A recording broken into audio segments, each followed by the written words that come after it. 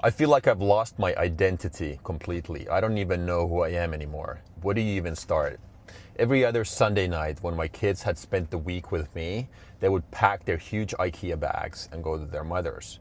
I would put them in the trunk, the bags I mean, take the kids to her house, and then say my goodbyes. And my heart would break into millions of different pieces. This was really difficult for me because I had made a promise that I would never ever break my core family. This was in my 40s, my divorce. The second time this happened, when I lost my identity myself, was after my difficult breakup 6 years later. I kept asking myself, what the heck am I gonna do next weekend? And this is me who moved to the States at 19, all alone, without anything, no safety network, no English, nothing. I was able to figure it out. And I've always been a loner in that sense, that I've liked being by myself. But when you lose your identity, like I said, this happened to me twice in my 40s, you're completely lost. Here's what helped me personally. Number one, I look at it this way nowadays. I need to reframe it, and then I have to rebuild it. If I'm thinking about reframing it, automatically after divorce, I thought that this is the worst thing ever that could happen to me, because I just saw the suffering in my kids, and I don't even know if they truly suffered. It was just something that was really difficult for me to deal with. Them packing their bags, and I saw that, oh, they have to go through this stuff because I messed up.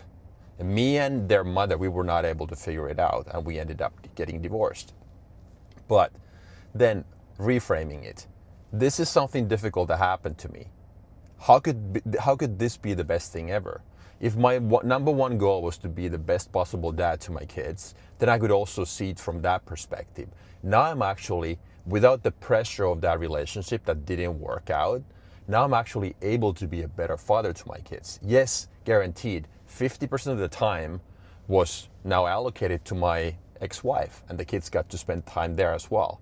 But now it gave me some alone time. I was able to do something by myself, and as a result, be a better father to my kids in the end, because of that relationship not being there as that burden.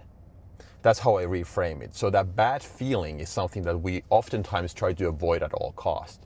But how come that has to be bad for us? Because those bad feelings are, in my opinion now, looking at it 6, 7, 8 years later, those could be very valuable. Who says that the bad stuff is actually bad for me? It could be the best thing ever. When I'm exposing myself to that pain and I can reframe it the right way, I can actually grow and become a better father, if that's your goal. That obviously was my goal.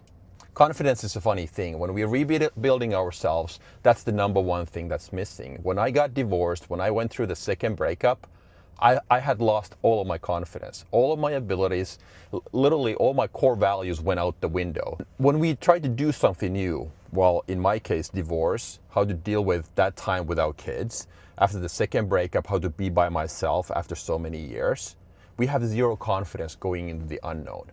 Unknown is so scary to us, that uncertain, that we are willing to paint the devil on the wall, deal with the worst case scenario. Well, I'm never gonna find anybody again, and what happens to my kids? Did I mess them up?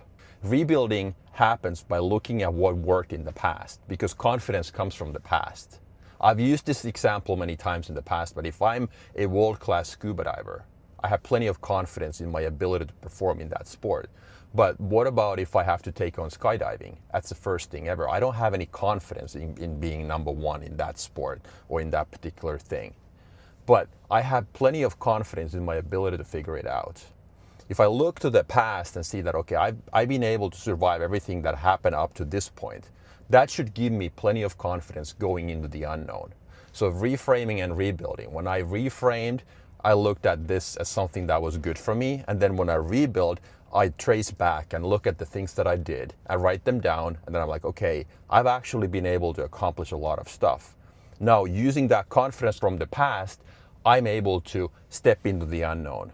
And when the going is really scary, then I ask myself, what's the smallest step I can take? Literally the smallest step that doesn't feel scary. Then I take that, and that gives me a little bit of confidence. Nothing bad happened, then I take the next one. But it's really tiny steps. So what happened with me? After a little while, still the Sundays were really hard. It never got really easy, but they got easier. That's the whole point. And when I saw that the kids didn't really break into pieces, they were okay. They were actually probably happier that way too. That gave me confidence.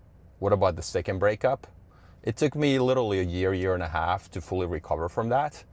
But that alone time was the best thing ever. But initially, at first, it was really scary. Like everything new is always scary. When we lose our identity, that whole thing that my life was based on was taken away all of a sudden, then it's going to be scary at first. But the smallest step is the thing that helps. If you're starting over after 40 and you don't really find that one thing that changes everything, that's exactly what I do. One conversation, one target in 30 days. I'll see you in the next video.